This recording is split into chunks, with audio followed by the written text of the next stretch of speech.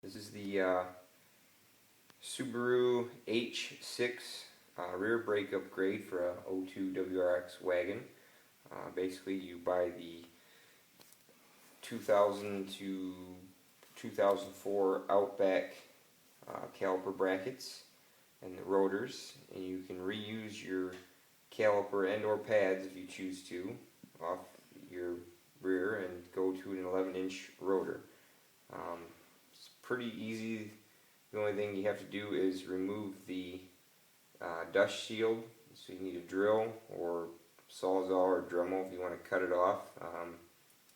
So first thing, jack your car up, shock your wheels, take the wheel off. 19mm impact wrench works wonders. If I go the right way.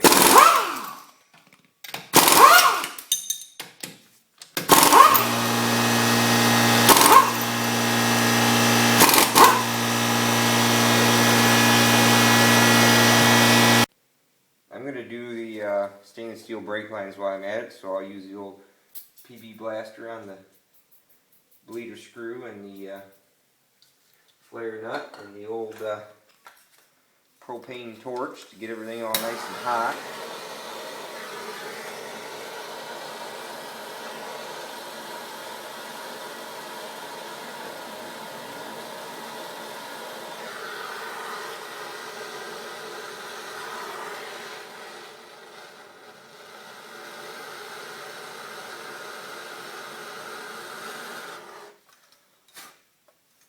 I have CRC's freeze off.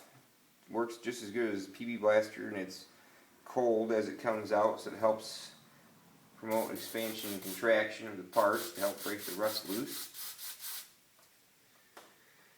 The bleeder screw is 8mm. I just grab a regular 8mm box and a wrench and tighten it up a little bit first, and then loosen it up. It should go. If not, give it a little more heat. Grab you a big heavy-duty C-clamp. Don't grab an aluminum one that's been broken and welded back together, or you'll snap it in half like I have before. Slowly squeeze your caliper together.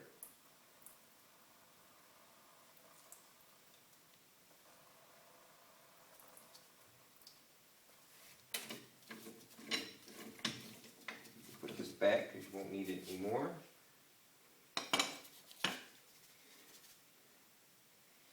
The caliper bolts are 14mm.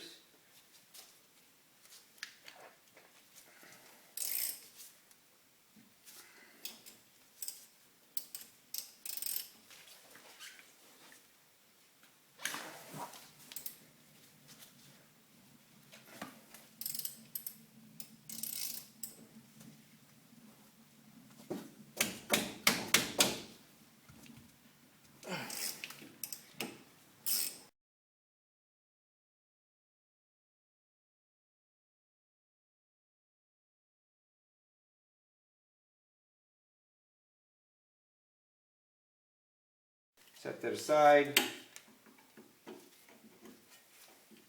Pull your brake pads off. If it doesn't want to come off, grab the old screwdriver.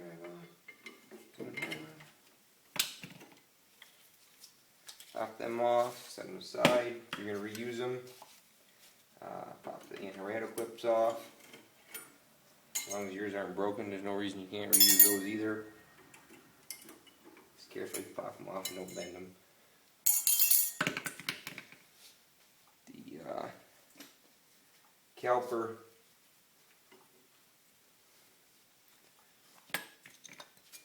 bracket to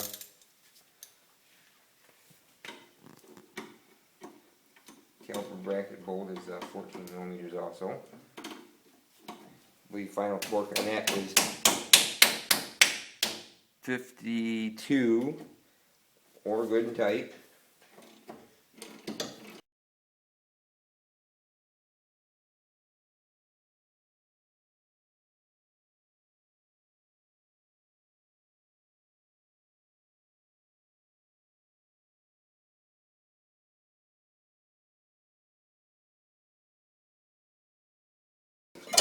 bracket aside because you won't be needing it anymore.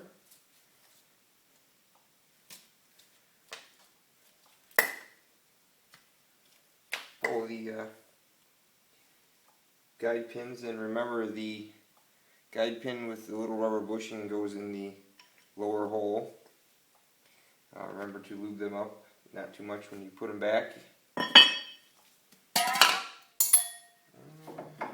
If your rotor won't come off, you might have to give it a couple taps or heat it up, but I've had these on for very long, so they come right off. Now the fun part is finding the rivets to drill this off. I covered the hub up a little bit with a plastic bag to keep the shavings from the drill out. I kind of marked where I saw the rivets on the heat shield. There's one there, one there, one there, one there, one there, one right there, and one right there. You don't have to drill very deep to get these to come out. I use just a 1/4 inch drill bit.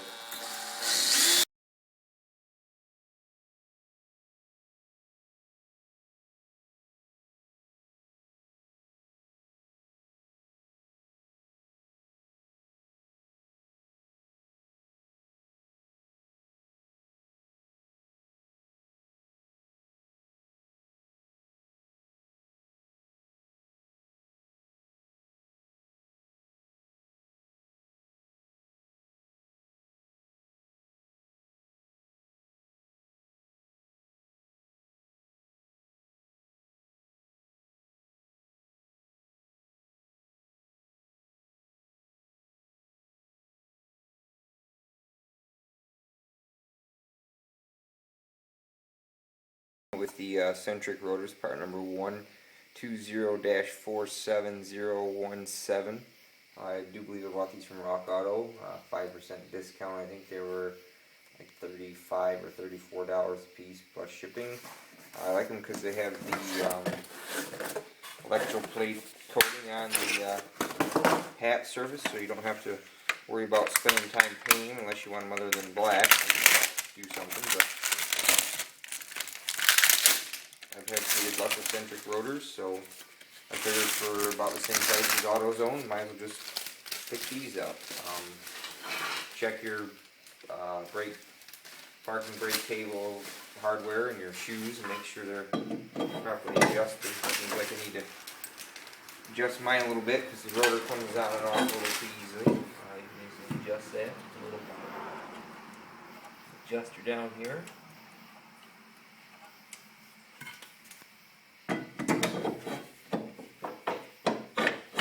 Probably just go with a loose snug, maybe just a little bit of resistance to put on, not much, so you're not dragging them around. And of course, I don't too much. Back it off.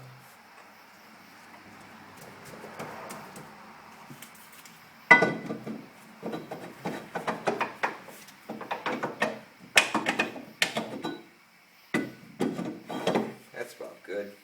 I always put a little bit of caliper grease on the hub right here, so if you do have these on for a long time, they don't require a ton of beating and heating to get off. Now that the brake shield is off and you spray everything off with brake cleaner, nice and clean. Ready to mount your rotor. Rotor's on, easy as pie. Get your brake caliper bracket. I've already got the new hardware in there. Grab your other bolts. I always put a little bit of blue Loctite on stuff like this because it shouldn't vibrate loose, and just to make sure. And it's blue, so it comes off pretty easily with a little extra tugging and pugging.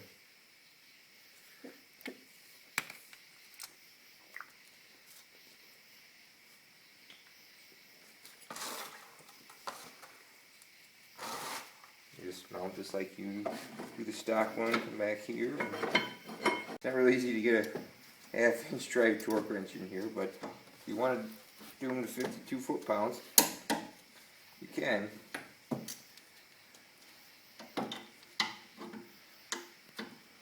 I forgot to mention that I actually paint the caliper brackets. Don't come painted from AutoZone where I bought them from. You'll have to paint them yourself. I just bought VHT high temp caliper paint, so we keep from rusting.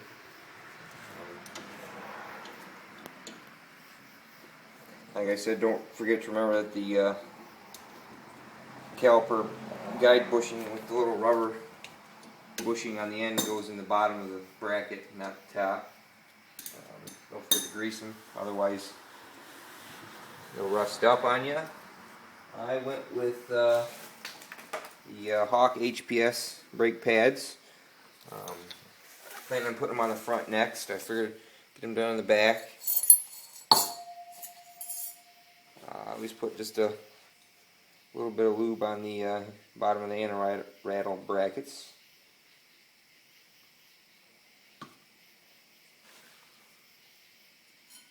Goes back on. Shoe down. Grab the other one. Grease on him too. Stick him back on there. Don't forget when you're done to spray your rotor off so you don't get any grease behind the pad or anything. Like the major grease off. The pad without the little guide pull goes on the outside. I put a little bit on the tops and bottoms. And outside.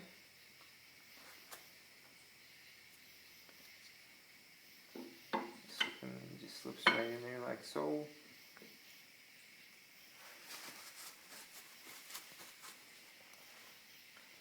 Same for the back side. A little bit on top, on bottom, back. By the way, this is Permatex Ultra Disc Brake Caliper Lube. It's green slimy stuff.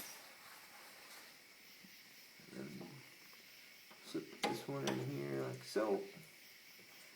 And now you're ready to put your caliper back on. Once you get your caliper back on, you can put your caliper pin bolts back in and use your 14mm wrench or ratcheting wrench or socket wrench and tighten them down to 37 foot-pounds, or you can just good and tight them because it's hard to get a torque wrench in here. It's probably tight enough, and then if you're not going to change the brake line, tighten your bleeder back up and pump your brakes and put your wheel back on, and good to go. Go bed your brakes in. I'm going to continue and change the stock rubber brake line for a Goodrich stainless steel brake line.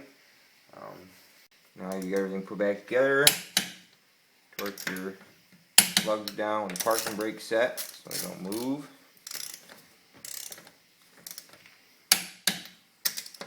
You're done. Jack your car up, take your stands out, lower the car, bed your brakes in, and you're good to go. And now you have 11-inch rotor on the back of your WRX.